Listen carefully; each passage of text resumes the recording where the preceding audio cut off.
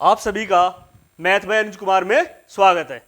तो बच्चों, आज का हम टॉपिक पे बात करेंगे कि मैथ बिल्कुल जिन बच्चों को नहीं आता, जो आर्ट साइड से इंटर करी है या कॉमर्स से करी है या बायोलॉजी से करी है, तो उनका मैथ जो बहुत ज़्यादा वीक है, उन्हें समझ नहीं आता कि हम कैसे करें। ठीक है, मतलब वे बेसिक स्टार्ट कहाँ से करें। मैथ कहीं भी कोचिंग में करने से पहले या यूट्यूब पे सीखने किसी से सीखने से पहले, उससे पहले हमें शुरुआत क्या करनी चाहिए, क्या हमें पढ़ें जिससे हमें कहीं भी कोचिंग करें या किसी से भी यूट्यूब पे हम पढ़ें तो जो सारी बातें हमें समझ में आ जाए और मैथ बहुत अच्छा हो जाए आर्ट साइड में। और जो आर्ट साइड के बच्चे होते हैं और जो पीसीएम के बच्चे होते हैं जिन्होंने इंटर साइंस उससे करी है, मैथ से, तो उसमें डिफरेंस क्या है। ठीक है, और कोई डिफरेंस नहीं है, तो हम उसी की बात करेंगे। ठीक है बच्चों, तो जो भी है बातें ध्यान से सुने और समझे। तो हम जो बात करेंगे यही बात करेंगे कि शुरुआत कहाँ से करें और हमें पढ़ना क्या है, शुरू में क्या करना है। तो आर्ट साइड वालों में साइंस वालों में फर्क इतना है। चलो तो बच्चों देखो, हम पढ़ेंगे क्या, हम पढ़ेंगे बेसिक बच्चों के लिए। बेसिक बच्चे क्या, जो बिल्कुल शुरुआत है, जिनकी किसी बच्चे पे कुछ नहीं आता तो वो शुरुआत कहां से करे। ठीक है, तो बेसिक बच्चों के लिए क्या क्या पढ़ना हो, अचर, दशमलव, भिन्न, चर, चर और अचर, बहुपद, एक चर वाली समीकरण, द्विघात समीकरण, दो चर वाली समीकरण करनी। कहीं भी कुछ भी मैथ सीखने से पहले जो हम पढ़ते हैं कंपटीशन के लिए, जो भी मैथ पढ़ते हैं, UP police, Delhi police, CGL, CPO, CGL या सीटेट, सुपर टेट, किसी भी एग्जाम के लिए, तो आप लोगों को मैथ से पहले ये चीजें आनी चाहिए। तो बेसिक ये है, बेसिक ये है। अब मैं इस पर बात करते हैं कि अचर क्या होते हैं, दशमलव क्या होते हैं, भिन्न क्या होते हैं, चर और अचर क्या होते हैं, बहुपद क्या होते हैं, इन चीज पे वो करते हैं। तो अचर, अचर होते हैं हमारे, जो हमारी गिनतियां होती हैं। गिनतियां 1 2 3 4 5, ये होते हैं हमारे अचर। तो अचर में हमें क्या क्या आना चाहिए, हमें अचर का जोड़, घटा, गुना और भाग आना चाहिए। ठीक है, जैसे कि -2 -3 तो कितने हो गए, -5 हो गए। ठीक है, -2 गुना -3, 3 दूनी कितने हो गए, ये हो गए +6।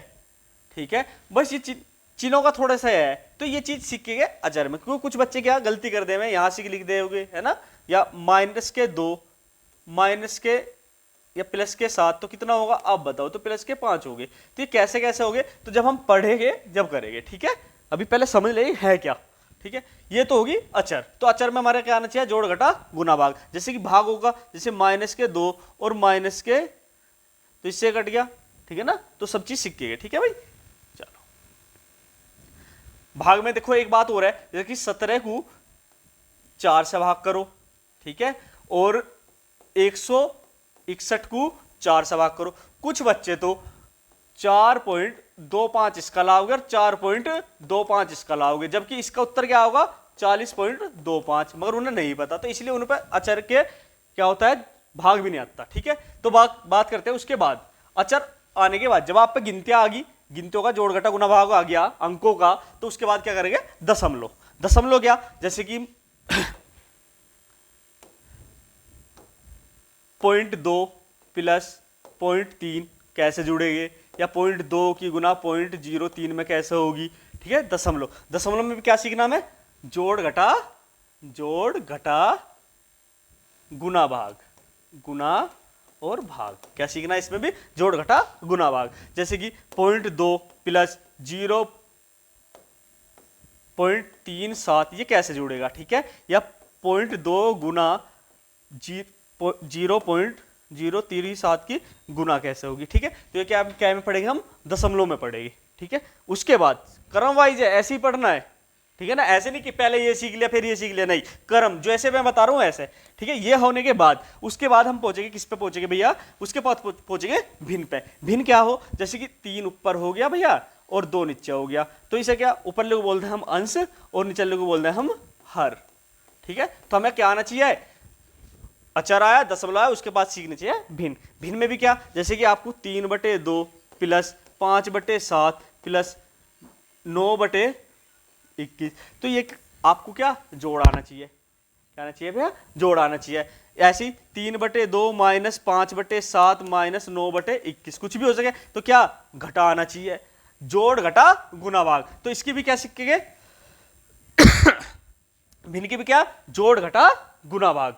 ठीक है भैया, जरूरी है। तो ये चीज आने के बाद, ठीक है, उसके बाद पहुंचते हैं हम चर पे। ये चर क्या हो, शुरुआत मैथ की यहीं से है। जो बच्चे डरते हैं तो ये एक्स वाई क्या हो, एक्स वाई स्क्वायर वगैरह है ना, अलजेब्रा वगैरह, जो चर है यहीं से स्टार्ट है। ठीक है, इतना आने के बाद कोशिश यही होगी कि आप आते होगे, नहीं आते तो मैं कराऊंगा सब। ठीक है, तो देखो चर, जैसे कि समझो बात को, हम जब छोटे बच्चे रहे हैं तो क्या कर रहे हैं, हमें ऐसे दिया जाए 3 खाना बना दे, बताओ बच्चों इसमें क्या होगा, या ऐसे दे देते कि 3 गुना, बताओ बच्चों यहां से क्या होगा। तो सब बच्चे बता देंगे, क्या बता देंगे कि यहां से क्या होगा जी, यहां से तो 2 आओगा और यहां से कितना होगा 5। ठीक है, अब क्या है, वो खन्ने ना मान गया, ऐसे 3 प्लस या त्रिभुज से भी बन जाता। ठीक है, मगर वो ना करके हम ये जो है हम ABCD का अक्षर मान ले, ABCD XY Z। तो कोई सी भी हम ऐसे ना खन्ने वगैरह से कुछ बना बान के वर्ग या ये, तो हम क्या, हम इसे ये भी लिख सकते हैं क्या, 3 प्लस के x बराबर 5। ठीक है, तो ये क्या हो गया, ये तो हो गया अचर, या क्या हो गया चर, और इन दोनों से सबके मिलके क्या हो गया है,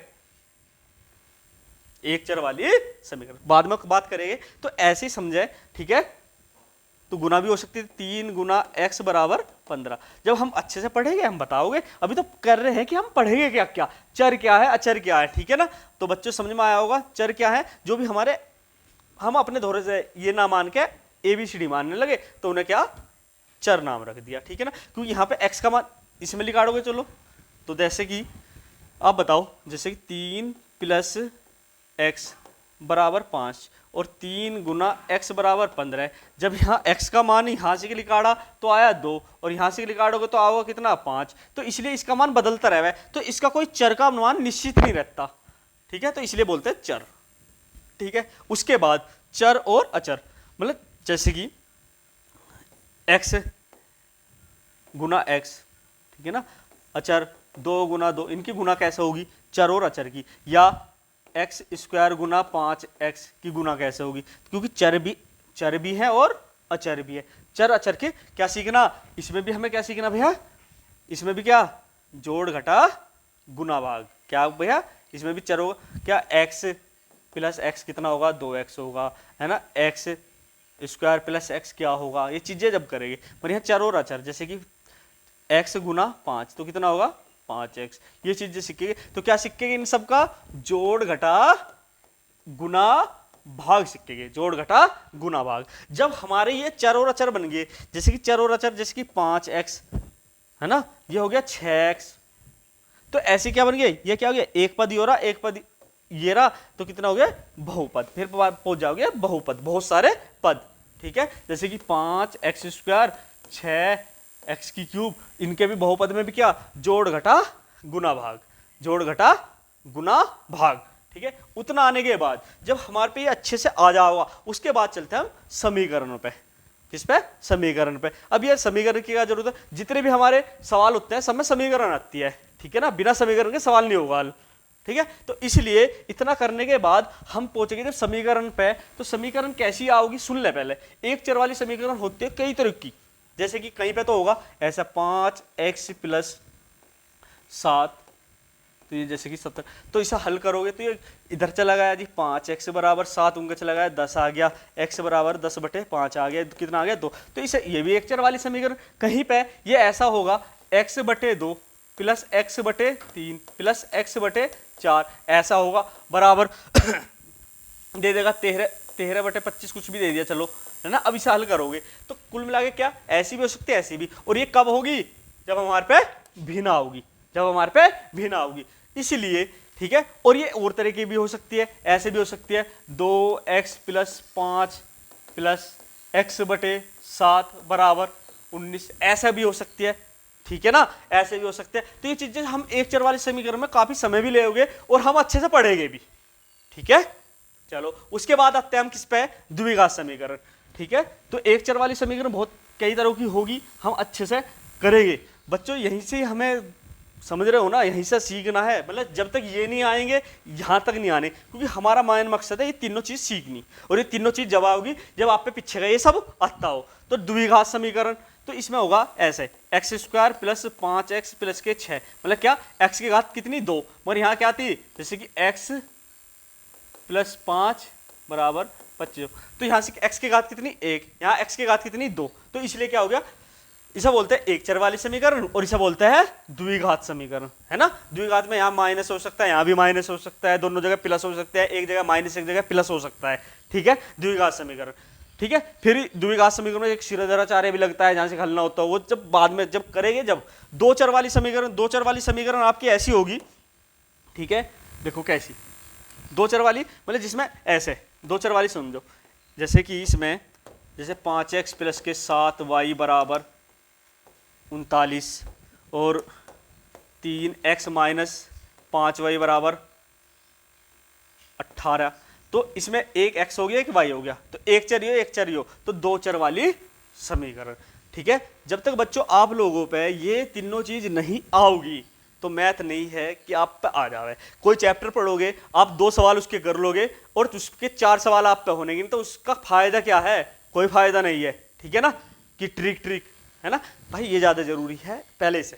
फिर करनी की बात करते हैं। करनी भैया, करनी होता है, करनी का मतलब होता है रूट, ये जो चिन्ह होता है करनी का, यहाँ घात इसमें यहाँ से 3 भी लिखा हो सकता है, यहाँ ना लिखा होता है इसका मतलब होता है 2 रूट, तो वर्गमूल और घनमूल या चतुर्थमूल, या ऐसा होगा 5 गुना माइनस के 3, ये यहाँ 3 2 इनकी गुना, तो हम क्या सीखेंगे इसमें करनी का भी क्या सीखेंगे, जोड़ घटा गुना भाग।